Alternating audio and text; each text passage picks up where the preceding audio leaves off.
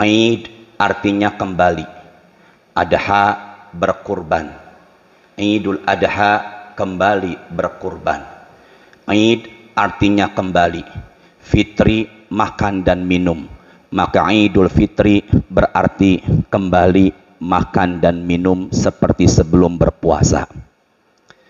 Ayuhal muslimun, ahlu siyam, barakakumullah. Banyak manfaat yang kita dapatkan dengan hadirnya kita sholat Id saat ini. Yang pertama, pada saat ini kita dituntut untuk mensucikan hati dari penyakit hati yang kotor. Maka di hari raya fitri ini kita diperintahkan untuk bersilaturahim, memohon maaf, juga bersalam-salaman. Dalam satu hadis Rasulullah pernah bersabda, "Ma min muslimaini yaltaqiyani fayatasafahani illa ghufira lahuma qabla ay yaftariqa." Barang siapa dua muslim bertemu lalu mereka bersalaman, maka dosa-dosanya Allah ampuni sebelum tangannya berpisah satu sama lainnya. Bahkan dalam hadis Rasul pernah bersabda, "Tasafahu yuzhibul ghilla." Bersalam-salamanlah kalian, maka dengan bersalaman menghindari atau mengusir sifat iri, dengki, sirik kita kepada orang lain. Maka mensucikan hati diantaranya adalah dengan bersalam-salaman. Yang kedua, di dalam hadis sahih rawahu at-Tabrani, Nabi pernah bersabda, "Idza kana yaumul fitri waqafatil malaikah ala abwabit thariq." Pada saat hari raya Idul Fitri tiba di pagi hari, maka para malaikat berdiri di sudut-sudut jalan menuju masjid. Saya ulangi, ketika hari raya Idul Fitri di pagi hari, maka para malaikat berdiri di sudut-sudut jalan menuju masjid. Malaikat berseru, "Ugdu ya ma'syarul muslimin ila rabbin karim yamunul khair thumma yusibu alaihil jazil." Wahai umat muslim, kata para malaikat, bersegeralah menuju masjid. Allah akan memberikan kalian kebaikan dan pahala yang besar.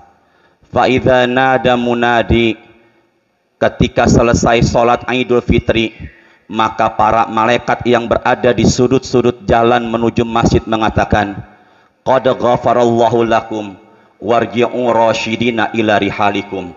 Maka Allah telah mengampuni dosa-dosa kalian dan kembalilah ke rumah dengan memperoleh petunjuk atau hidayah. Maka datangnya kita sholat Id saat ini, yang pertama, Allah memberikan kebaikan kepada kita semua. Yang kedua, Allah membalas dengan balasan yang berlipat. Yang ketiga, dosa-dosa kita Allah ampuni. Dan yang keempat, dengan hadirnya kita sholat Id, kembali ke rumah dengan memperoleh petunjuk atau hidayah dari Allah. Allahu Akbar, Allahu Akbar, Allahu Akbar. La ilaha illallah huwallahu akbar. Allahu Akbar walillahil hamd. Allahu Akbar adalah syiar Islam.